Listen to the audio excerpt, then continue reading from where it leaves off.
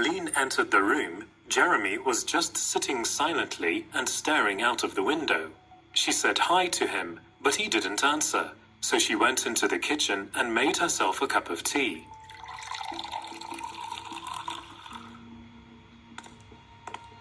She came back and sat directly in front of Jeremy, but he stayed silent. She sighed and said, Jeremy, you have a partner now, and partners talk to each other. Jeremy, suddenly aware of her presence, looked back at her and said, I just don't understand it. Why would someone do that? Aline looked curious. Who did what? Is this a new case? Jeremy stood up, saying, Yes, it is a new case. I just don't understand it. Jeremy, please explain this mystery to me. Maybe I can help. Aline said. Jeremy went over to her and gave her a book. Have you ever read this book? Aline flipped the book in her hand. Yes, I did, a long time ago. It's a good story.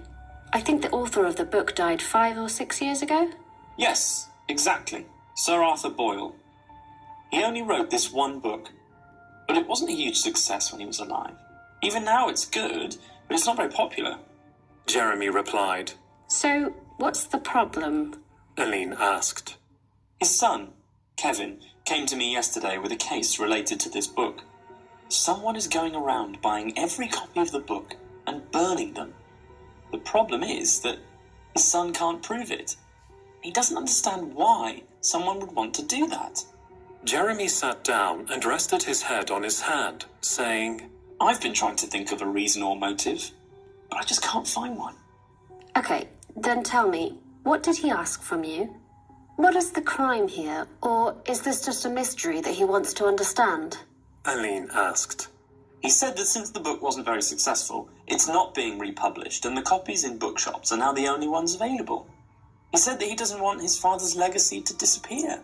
Jeremy replied. Aline was silent for a few minutes, and then asked, How does he know that the copies are being burned? Jeremy looked at her with a grin and said, Because someone sends him the letters with the ashes of the books. So, the person doing it knows the son, and maybe even knew Sir Arthur himself. Aline said. Okay, we need to sit down with the son again and ask him a few questions. Agreed, said Jeremy as he stood up. Let's go. I'll call him on the way and tell him we're coming. When Aline and Jeremy arrived at Kevin's house, he was expecting them. They entered the house and he led them to the living room to sit down while he left the room to make some tea. When he returned, Jeremy introduced him to Aline and told him that they had some more questions to help them better understand the case.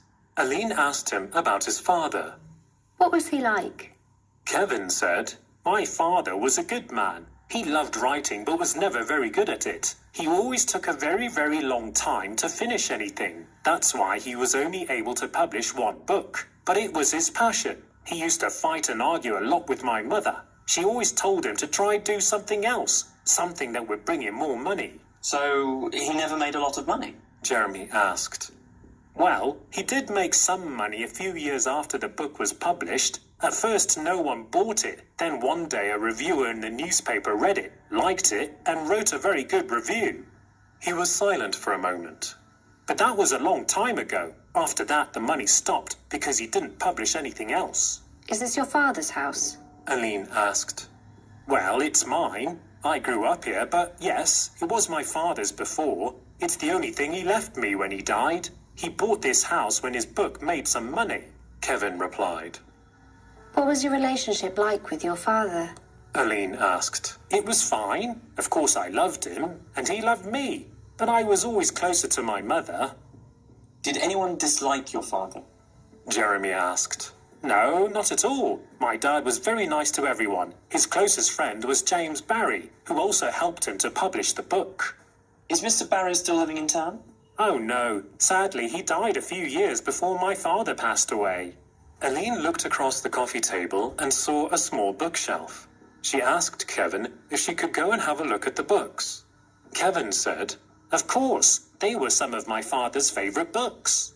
As Jeremy and Kevin continued talking, Aline walked to the bookshelf and started looking at the books. Some of them were classics, and others were new, but looked like they hadn't been taken off the shelf for a long time. Aline looked back at Kevin and said, pointing at the bookshelf, So, which book is your favourite? Kevin smiled with a little embarrassment and said, I don't have a favourite book. I don't like reading much. I only read my father's book because he wanted me to give him my opinion, but I never finished it. As they got up to leave, Jeremy thanked Kevin for his time and asked him if he was a good cook. Kevin was a bit surprised by the question. It didn't seem related to anything about the case or his father, but he answered anyway and said that he didn't like cooking. He mostly ordered food from takeaways. Jeremy smiled, and he and Aline left.